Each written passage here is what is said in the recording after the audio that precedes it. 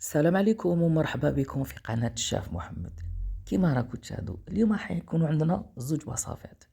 الاولى راح تكون عندنا انسوب اللي هي بزاف بنينه، وراح تكون عندنا ثاني انكيش. هاد الوصفات اقتصاديه وسهله التحضير. نقول لكم باللي شهر رمضان راح تناولوا بزاف فيه اللحوم والاسماك، لهذا نقول لكم في الايام الاخيره حاولوا انكم تتجهوا شويه للخضر والاكل الصحي. كيما راكم تشاهدوا لاصوب تاعنا، شوفوا شهيه. دوك تشوفوا المقادير تعرفوا باش راح نديروها، ولاكيش نفس الشيء راح تكون عندنا خضر لهناتيك والاطباق في غايه الروعه. بسم الله. لهنا شوفوا عندي شويه تاع الكابويه الحمراء كيما راكم تشاهدوا، حبه تاع بطاطا، وعندي حبه تاع البصل الاخضر راكم تشاهدوا البصل الاخضر، وعندي حبه تاع الجزر فصوص تاعتهم. هاد المكونات كامل نحطهم في القدره تاعي. اكيد انا قبل اني درت شويه زيت في القدره، دونك ما بان لكمش. لهنا راح نبدا واش ندير. لهنا نبدا نتبل. عندي صلصه الطماطم، عندي حوالي ملحقه، انا لهنا ديالي صنع بيتي. عندي لهنا الثوم المجفف، تقدروا تستغناو عليه لانه درنا مع الاول الثوم طازج. عندي لهنا فلفل عكري، ملعقه صغيره تاع قهوه. لهنا هذه السر تاع هاد العسوب، هذه ملعقه تاع الفارينو، لان هاد النوع تاع لي سوب راح تجي فيها مليحه وتعطينا تيكستور مليحه.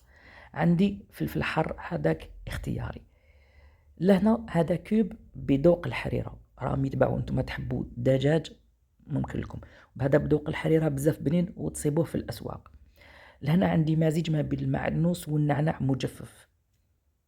نتمنى من كل قلبي انكم تجربوا هاد العصوب لانها صح بنينه.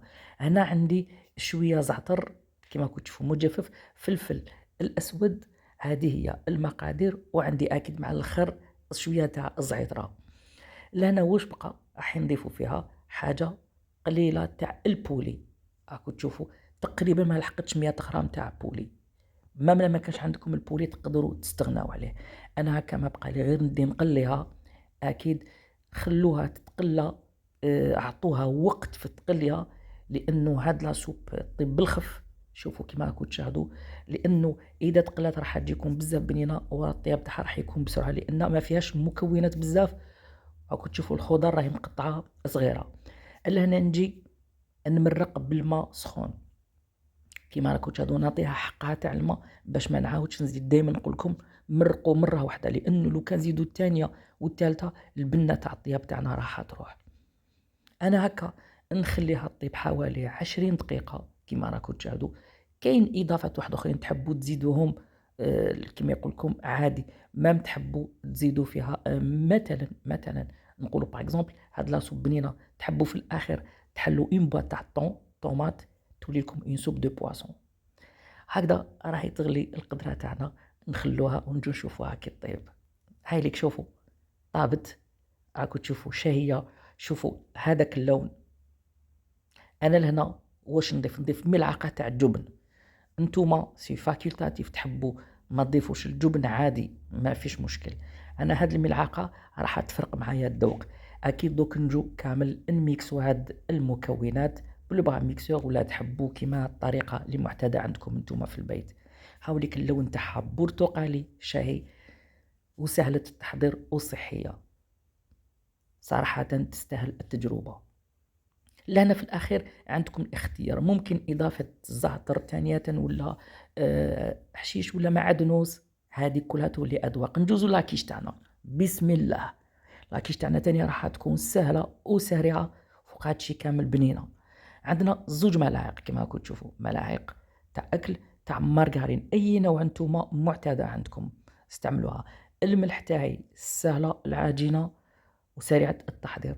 لهنا عندي شوية زعتر، ولهنا عندي معدنوس مجفف مع النعناع، راح تقريبا نعطو نفس الذوق في العجينة اللي كان عندنا في لاصوب. حبة تاع بيض متوسطة الحجم. هاد المكونات قاع ندخل يدي نمزجهم هكذا باش هذيك لا مارغرين نحاولوا انه ما ندوبوهاش بزاف، نخلو فيها قطع، لانه داك هو السر تاعنا اللي حيعطينا هذيك القرمشه في لاباط ونقدروا نصابليوها. هكذا على هذا الشكل. انا نحط دركا الطاحين ديالي كيما راكم تشاهدوا. الطاحين ما نقدرش نحدد لكم كل واحد واش من النوعيه اللي استعمل تاع الطاحين، ولكن دوك تشوفوا القوام تاع العجينه راح تجي مبسه اون بات فريابل، حتى كي تقعد معاكم راح تقعد هشيشه.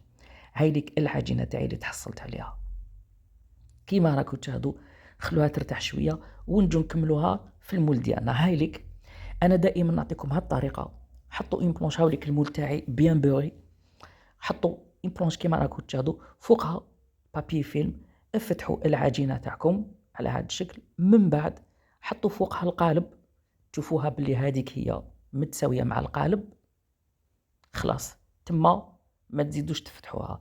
لهنا دائما شوفوا نقول لكم هذا النوع من العجائن بزاف تجو شابين. شوفوا هذيك لاباط، شوفوا هذيك الاضافات اللي فيها، صدقوني بنينه.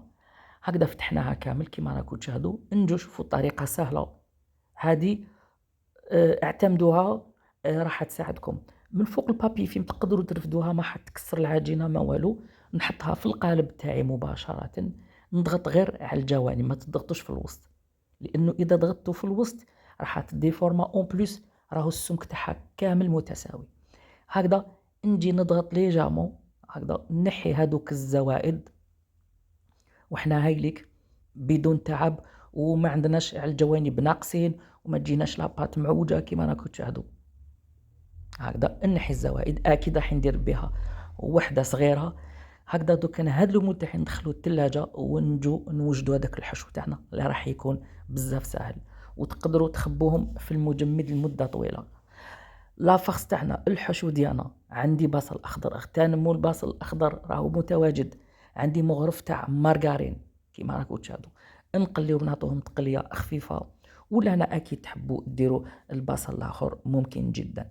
انا لهنا نحط في هاد الزبده اللي نحط الفلفل الاسود ونحط الملح. ما تخافوش ما يتنحرقش، نقصوا النار هاديه، لانه اني حابه هذيك الزبده تتنكه مع هذاك البصل، لانه راح نصوتي فيه هذاك لو شوفلور، راح تكون بالشيفلور اللي ما يحبوش الاغلبيه، لكن هذه الطريقه رايحين ياكلوه ويجي بزاف بنين. الا هنا من بعد شوفوا ما تقلات لي، طلقت لي هذيك البنه ديالها ما شاء الله. عاوليك انا نجيب الشيفلور تاعي، راكم تعرفوا غليته، درت له سناتهم، درت له ورقه تاع الرند، وغلا حتى وين طابلي، بصح قعد لي دي بوكي ما تحركوش باش ما يتفتت لكمش. هكذا كيما راكم تشاهدوا. دوك نخلو هاد الشيفلور تاعنا يتشرب لنا هذيك النكهه، انا نزيدو المعدنوس، يتشرب لنا هذيك النكهه تاع الزيت وهذيك تاع الباص، نصوتيوه باش يدي هذيك البنه كامل. هذه هي الفاخس تاعنا اللي راح تكون فوق لاكيش. تخيلوا انكم راحوا تاكلوا اون بات كروستيونت او ميليو، رايحين تاكلوا شغل انغراتا. هذه بنينه بزاف، نتمنى تاني من كل قلبي انكم ان شاء الله تجربوها. هكذا دوك انا ما بقى غير نطفي عليها ونجو نديرو المونتاج تاع لاكيش تاعنا. هاي ليك لاكيش جبناها، اكيد كانت في الثلاجه واحد 15 دقيقه.